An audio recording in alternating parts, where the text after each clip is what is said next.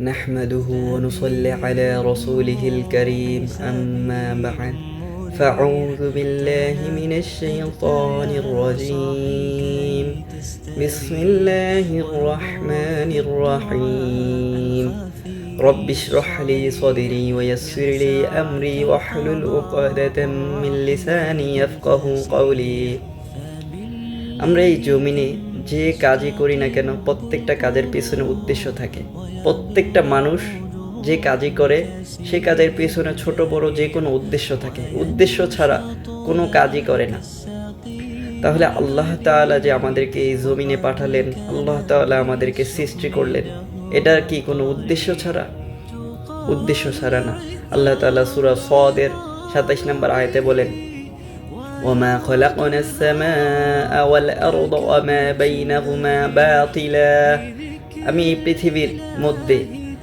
এই পৃথিবীর আসমান ও জমিনের মধ্যে কোনো কিছুই অনর্থক সৃষ্টি করিনি। সুতরাং এই আয়াতের দ্বারা স্পষ্ট হয়ে যায় আল্লাহ তাআলা এই জমিনে কোনো কিছুই অনর্থক সৃষ্টি করেন নাই। তাহলে আল্লাহ তাআলা মানুষকে সৃষ্টির কি উদ্দেশ্য?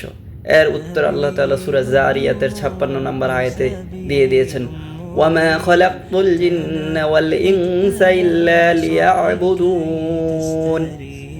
আমি জিন ও মানব জাতিকে সৃষ্টি করেছি একমাত্র আমার ইবাদতের জন্য। তাহলে হে প্রিয় ভাই আমার, হে প্রিয় বোন আমার, আল্লাহ তাআলার গোলাম আমরা। আল্লাহ তাআলা আমাদেরকে সৃষ্টি করেছেন একমাত্র ইবাদতের জন্য। তাহলে আমরা কিভাবে নিজেদের খেয়াল খুশির অনুসরণ করি? আমরা কিভাবে আল্লাহর দিন থেকে গাফেল? আমরা কিভাবে আল্লাহর ইবাদত থেকে গাফেল? তাহলে আল্লাহর সামনে আমরা কোন মুখে দাঁড়াবো? আমরা আল্লাহর সামনে কি জবাব দিব?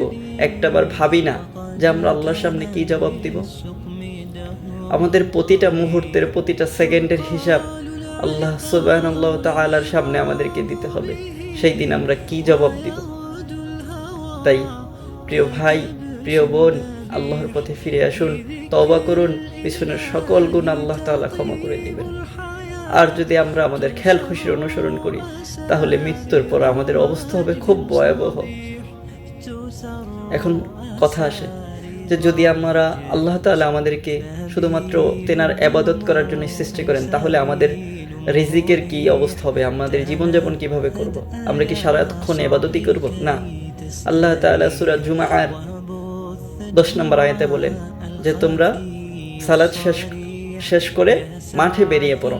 উলামায়ে কেরাম বলেছেন যে এটা ফজরের সালাতের কথা বলা হয়েছে, যে ফজরের সালাতের পর রিজিকের সন্ধানে বের হওয়ার কথা বলেছেন। তাহলে হে প্রিয় ভাই, হে প্রিয় বোন, আল্লাহ তাআলার দিকে ফিরে আসুন, তওবা করুন, নয়তো আমাদের আখিরাতে শাস্তি প্রচণ্ড রকম ভয়াবহ শাস্তি। সেই দিনের শাস্তি সহ্য করার মতো ক্ষমতা দুনিয়ার কোনো মানুষের নাই। আল্লাহ তাআলা আমাদের সেই ভয়াবহ দিন থেকে হেফাজত করুক, সেই ভয়াবহ দিনে আমাদেরকে মুক্তি দিক। আমিন ইয়া রাব্বাল আলামিন।